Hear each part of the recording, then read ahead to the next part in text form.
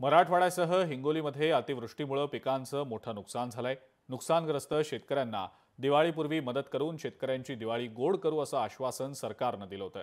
मात्र आज दिवाळीच्या दिवशी सुद्धा अद्याप शेतकऱ्यांना सरकारकडनं मदत मिळालेली नसल्यानं शेतकऱ्यांची दिवाळी अंधारातच होतीये। आणि याच संदर्भात शेतकऱ्यांसोबत आमचे हिंगोलीचे प्रतिनिधी गजानन वाणी यांनी संवाद साधलाय, आपण पाहूया। मराठवाड्यामध्ये अतिवृष्टीने शेतकऱ्यांच्या पिकांचं मोठं नुकसान झालंय। उभे पिके पावसामुळे ओझू झाल्यामुळे शेतकरी मोठ्या संकटात सापडला होता आणि सरकारने आता शेतकऱ्यांसाठी जवळपास हेक्टरी 8,500 रुपयाची मदत जाहीर केली होती। मात्र शेतकऱ्यांना वाटलं होतं की दिवाळीपर्यंत ही मदत मिळेल, मात्र शेतकऱ्यांना अद्यापर्यंत 1 रुपयाने मिळाले। शेतकरी आता मोठ्या संकटात सापडले। बघू शकता की मी हिंगोलीच्या माळुरा गावामध्ये आहे। या ठिकाणी हे शेतकरी आहेत। या ठिकाणी जी सरकारकडून मदत जाहीर केली 1 रुपयाने मिळाले। शेतकऱ्यांना आता काळी दिवाळी सण साजरा करतायत असे शेतकरी सांगतायत। बघू शकता की शेतकरी त्याच्याकडून जाणून घ्यात। मला सांगा बापू, या ठिकाणी बसलाय, आज दिवाळी सण आहे, लक्ष्मीपूजन आहे आणि आपण साजरी करताय का? नाही, दुःखात स्वभाव आहे। कशामुळे? पैसा नाही, आदला नाही, कुठून काही नाही, पाण्यानं यानं तर परेशान आहे, माल झाला नाही, परेशान आहे सध्या। काही दिवाळी आमची अंधारात आहे।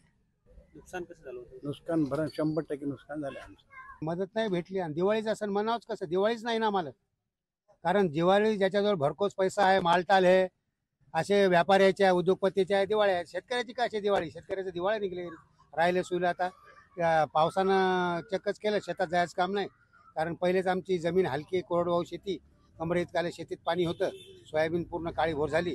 तर जशी आज 5,000 रुपये ते सोयाबीन काढायला लागायलेत आणि 2,000 रुपये क्विंटलनं ते कोणी घेईन। मुख्यमंत्री जोरात सांगत होते की 18,500 शेतकऱ्याला देऊ, दिवाळीच्या आधी देऊ, दिवाळी शेतकऱ्याची साजरी करू, पण दिवाळी शेतकऱ्याची साजरी होत नाही, काळी दिवाळी होणार आहे शेतकऱ्याची।